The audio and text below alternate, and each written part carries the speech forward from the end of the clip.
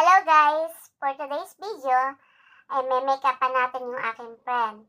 Kasi kanina pa yan nagre-reklamo na wala daw siyang blush on. Kaya after ng lunch, ayan, pumwesto na siya dyan. At nagpapa-makeup na. Gusto yatang makahanap ng papa. Kaya ayan, simulan natin.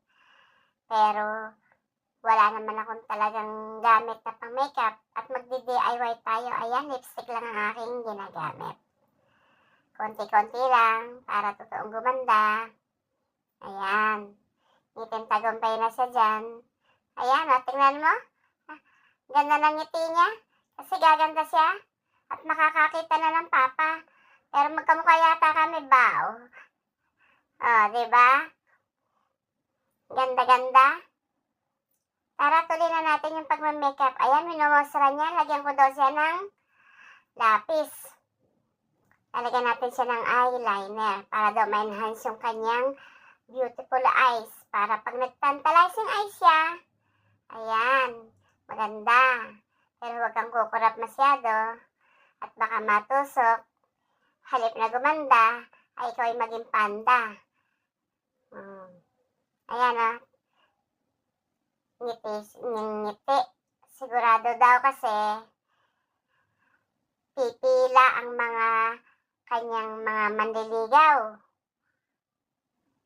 Mahihirapan siyang pumili kung sino talaga ang makakakamit ng kanyang oo.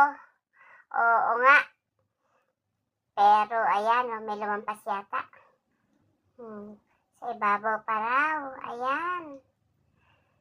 Gagandahan natin yan, pangyaw, para tuluyan ng makabihag ang iyong puso ng iyong magiging papa. Diba? Ayan, at lalagyan din siya natin ng lip liner. Pero dahan-dahan, baka kumapalang uso. Sige. Talagang 100% na magkakaroon ito ng boyfriend. Makikita na niya ang kanyang the one. The one and only. Sa ganda ba namang ito? Hindi pa siya makakita, diba? So, sino pa ang susunod dyan? Pila na. O, diba? Tuntua siya. Ang ganda daw ng transformation niya. Sige na.